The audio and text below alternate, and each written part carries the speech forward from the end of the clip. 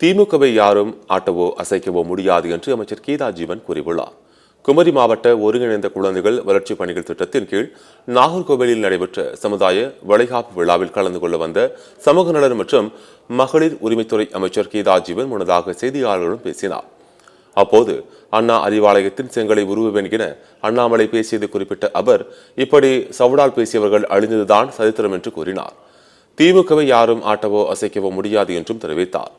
மணிப்பூரில் 2 ஆண்டுகளுக்கு மேலாக பெண்கள் குழந்தைகளுக்கு இழைக்கப்படும் குற்றங்களை குறித்து வெளியே சொல்ல முடியாத பாலியல் உள்ளிட்ட துன்புறுத்தல்களை சரி செய்த பின்னர் தமிழகத்தில் பெண்களுக்கான பாதுகாப்பு குறித்து பாஜக பேசட்டும் என்று அமைச்சர் கீதா ஜீவன் கூறினார்.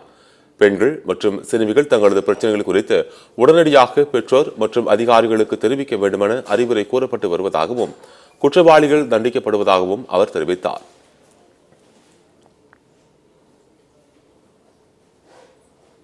யாருடைய கருத்துக்களை சிந்தனைகளை சட்டமாக்கி திட்டங்களாக்கி எல்லாருக்கும் எல்லாம் கொடுக்கணும், கல்வி கொடுக்கணும், எல்லா சமுதாயத்துக்கும் ஒரு பரிந்துரை இது கொடுக்கணும், பிரதிநிதித்துவம் கொடுக்கணுன்ற ஒரு உன்னத நோக்கத்தோடு தான் இன்னைக்கு எல்லாம் வளர்ந்துருக்கிறோம். அதனால திமுகவை ஆட்டவும் அசைக்கவும் முடியாது. யாருடைய கருத்துக்களை சிந்தனைகளை சட்டமாக்கி திட்டங்களாக்கி